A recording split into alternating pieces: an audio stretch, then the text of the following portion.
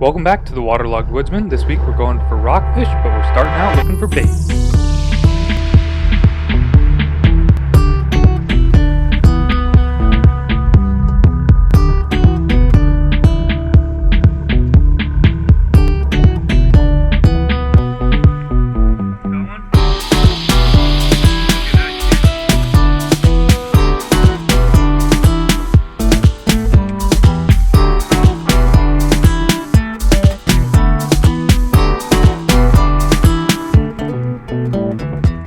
After catching a decent mix of sand dabs and mackerel, we headed over to our first spot to start drifting for rockfish. Oh, this is called a gopher rockfish. We're gonna let him go. You bit? We were picking up rockfish every once in a while, but we weren't catching them with the consistency we were hoping for. So after catching a couple blues and a couple gophers, we headed off to another spot.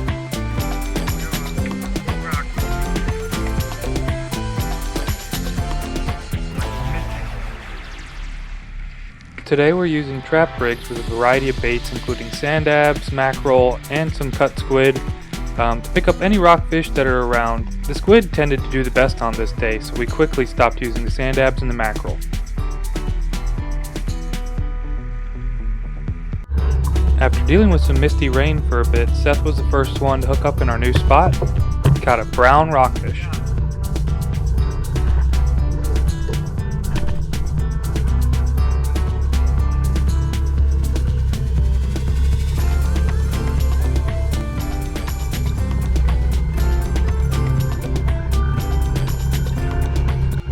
Our luck didn't stop there, and we soon had it figured out.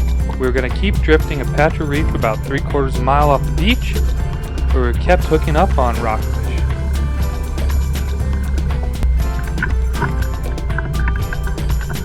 Seth caught a couple fish pretty quick, and as he was bleeding his second fish, I was able to catch my first.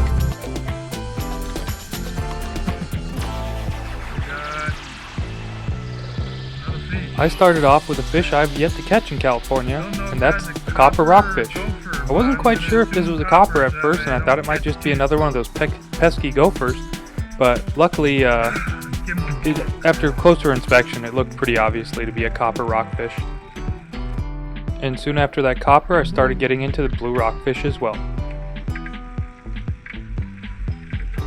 Remember, for the best meat, you should always brain and bleed your fish before putting them in the cooler. Another blue.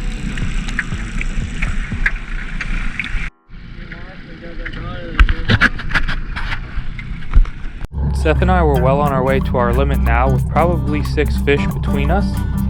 Seth caught his second brown rockfish here, which I did not catch on this day, and is still a fish that I have yet to catch in California.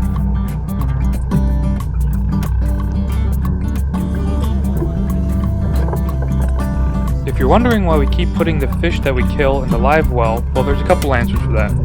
One, the water keeps them cool so we don't have to worry about the body heating up and the meat getting worse. And secondly, the movement of the water in the live well keeps their blood from coagulating so they bleed out better. And overall, it's just cleaner than putting them on the deck.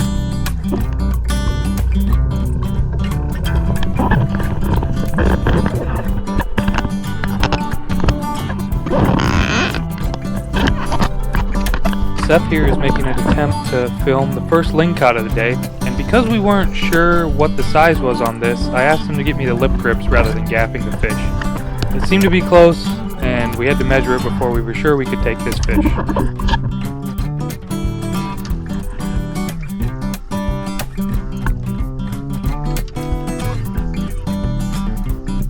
This fish measured out at 23 inches, so it was legal to take, so we brained him, snipped the gills, and dropped him in to bleed out. Here, bite him. Just drop that rod. Take that one. Here. Seth had unfortunately missed what we think was a lingcod and a big hit before this, so after I hooked up with what I was quite certain was a second lingcod, I handed the rod off to him to fight.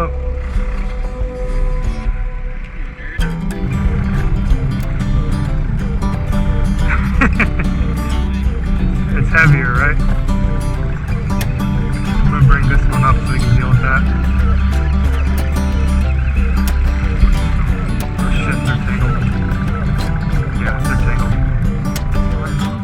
Both rods had become tangled in the handoff, and so I just told him to reel the fish up and we'd deal with it later. Here, there's grab those lip grabbers in there and get it in his lip. And then just take all the rigs in the boat with you up front. Hurry up. Try to not reel up to the swivel. Back the line out.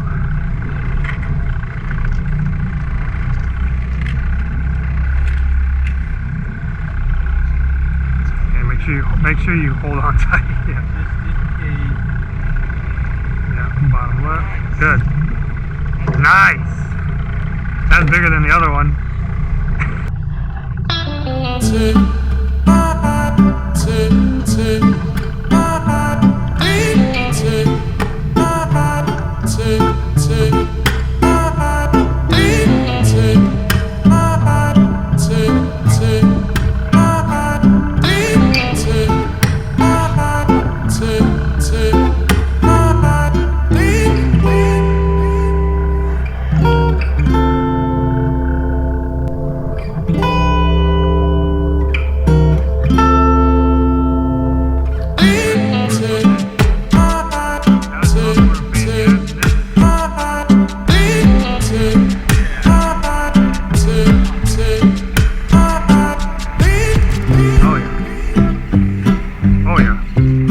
That might be a ling or a big rockfish.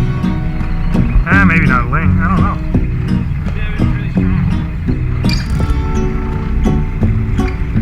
Little worm. Keep them. You get two of those.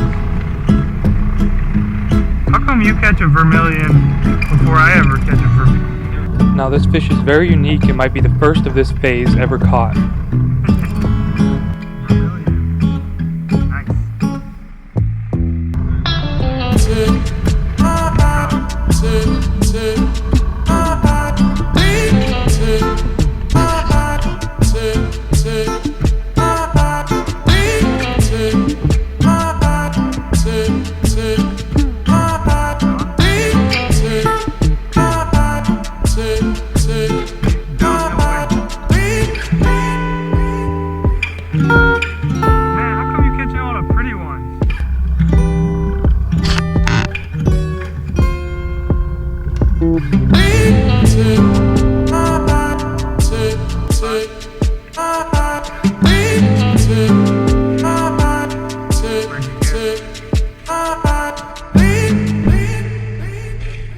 Inside? Yeah, their gills are a little sharp. Not bad though. We caught quite the rainbow's array of fish here at the end, with a vermilion, 2 canaries, a blue lingcod, pretty much all the bright colored fish you can find out here, and boy were they pretty. Well, the wind was starting to pick up, so we decided to head on in. I'll go ahead and show you now what our assortment of fish was for the day. We had a pretty good haul, and there was definitely enough meat for us to eat. As you can see, we ended up with a decent assortment with 2 canaries, a vermilion, a copper, 4 blues, 2 browns, and 2 lingcods. Can't complain about a day like that, especially when the weather wasn't great. Thanks for watching. If you liked the video, please like, subscribe, and we'll see you in the next one.